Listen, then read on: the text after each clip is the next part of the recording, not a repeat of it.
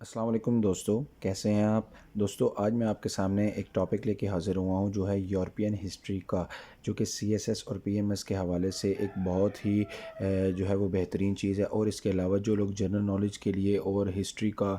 شوق رکھتے ہیں ان کے لیے بھی یہ ایک بہت انفارمیٹیو چیز ہے۔ دوستو یورپین ہسٹری کے جو ہمارے اسٹوڈنٹس ہیں جو یورپین ہسٹری کو سمجھنا چاہتے ہیں اور فریشنر ہیں اور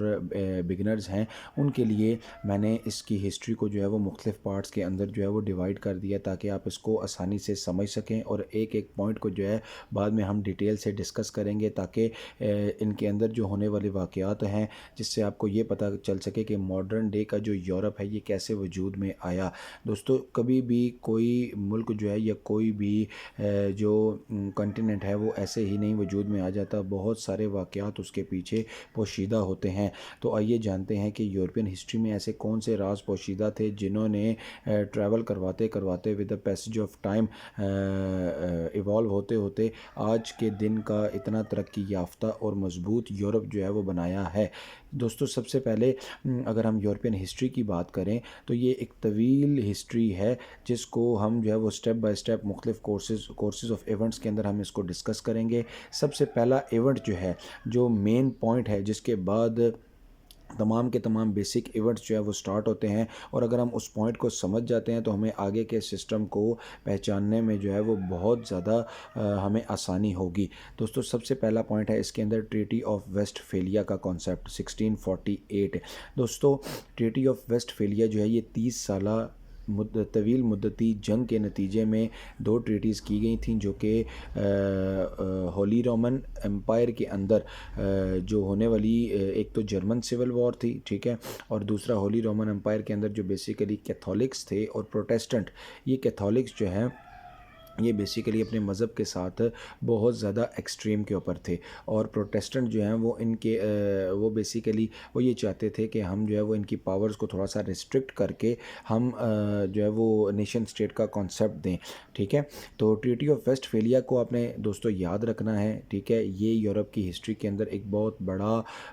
جو ہے وہ ٹرن اوور تھا، ایک بہت بڑا چینج تھا، جس کی وجہ سے ماڈرن ڈے یورپ جو ہے، آج کا یورپ نیشن سٹیٹ کے کانسیپٹ کے اوپر جو ہے وہ بنا ہے۔ ایک تو ٹیریٹریل سوورینٹی، ٹھیک ہے، یعنی جو آپ کی علاقائی سالمیت ہوتی ہے جس کو کہا جاتا ہے، ٹھیک ہے، یعنی فار ایگزامپل اگر ہمارا ملک پاکستان ہے تو پاکستان کی جو ٹیریٹریل سوورینٹی ہے وہ بیسیکلی اس کا بیسک رائٹ ہے، ٹھیک ہے، جو اس سے کوئی بھی دوسرا ملک جو ہے وہ نہیں چھین سکتا۔ دوستو اس 1648 کی ٹریٹی کے بعد جو ہے وہ مختلف یورپین پاورز کے اندر جو ہے نیشن سٹیٹ کا کانسیپٹ آیا، ٹھیک ہے، اپنی کالونیل ٹیریٹری اور اپنی ٹیریٹریل سوورینٹی کا کانسیپٹ جو ہے وہ اس نے جنم لیا، جس کے نتیجے میں جو ہے وہ بہت سارے ریولوشن، جس میں 1783 کا امریکن ریولوشن، ٹھیک ہے، اور اس کے بعد 1789 میں فرینچ ریولوشن جو ہے اس کا ایونٹ ہمارے سامنے آیا۔ دوستو اس کانسیپٹ کے بعد، اس ٹریٹی کے بعد جو فرانس کے اندر مختلف آئیڈیالوجیز کے لوگ تھے ان کے اندر یہ سوچ جو ہے وہ پروان چڑھی کہ ہمارا ایک اپنا جو ہے وہ ریپبلک سسٹم ہونا چاہیے، کیونکہ وہ لوگ جو ہے وہ نسل در نسل شاہی نظام کے غلام تھے، اور شاہی نظام میں سارے کے سارے جو فرسٹ سٹیٹ اور سیکنڈ سٹیٹ کے لوگ تھے وہ اس کے اندر بیسیکلی اپنا جو ہے وہ سارا کا سارا جو ہے وہ بینیفٹس اٹھا رہے تھے، جس کی وجہ سے جو تھرڈ سٹیٹ اور پور جو غریب لوگ طبقے کے لوگ تھے وہ لگاتار دن بدن ٹیکسز کے نیچے جو ہے وہ پستے چلے جا رہے تھے، ٹھیک ہے۔ اس فرینچ ریولوشن کو بعد میں ایک ایک سٹیپ کو سر ہم جو ہے نا وہ اپنے اسٹوڈنٹس کے لیے اور ہم اپنے فالورز کے لیے جو بعد میں ڈیٹیل میں اس کو ڈسکس کریں گے۔ ابھی صرف آپ کو ایک جنرل اوور ویو دینا ہے تاکہ آپ کے مائنڈ میں جو ہے وہ یہ بیسک پوائنٹس جو ہے وہ بیٹھ جائیں، تاکہ بعد میں جب ہم ان کو ڈیٹیل میں ڈسکس کریں تو آپ ان کو سمجھ سکیں کہ ان کی کتنی امپورٹنس ہے۔ اچھا، سیکنڈ جو ہے وہ اس فرینچ ریولوشن کے نتیجے میں نیپولین پیریڈ تھا۔ جو فرینچ ریولوشن کے نتیجے میں جب یہ فیل ہوا فرینچ ریولوشن، 10 سالہ طویل مدتی یہ ریولوشن تھا جس میں رین آف ٹیرر بھی آتا ہے، جس کے نتیجے میں 40,000 سے زائد امیر لوگوں کو گلوٹین کے ذریعے ایگزیکیوٹ کیا گیا، اور اسی نتیجے میں فرانس کا جو کنگ تھا، کنگ دا لوئس 16، اور اس کی وائف میری اینٹونیٹ کو اس کو بھی ایگزیکیوٹ کیا گیا، ٹھیک ہے۔ تو 1799 کے اندر نیپولین نے اس کو ٹیک اوور کیا۔ نپولین نے جب ٹیک اوور کیا تو اس وقت فرانس کی حالت جو ہے وہ بہت خستہ حال تھی، ٹھیک ہے، اور اس نے ملٹری کو جو ہے وہ ریسٹرکچر کیا، ری آرگنائز کیا، ٹھیک ہے، اور ایک ایمپرر کی حیثیت سے دوبارہ فرانس کا چارج اس نے سنبھالا، اور ایک ڈکٹیٹر کی حیثیت سے آگے اس کو ڈکٹیٹ کیا، اور فرانس کو جو ہے اس نے بہت ساری اس کے اندر چینجز اس نے کی سسٹم کے اندر، اور بہت سارا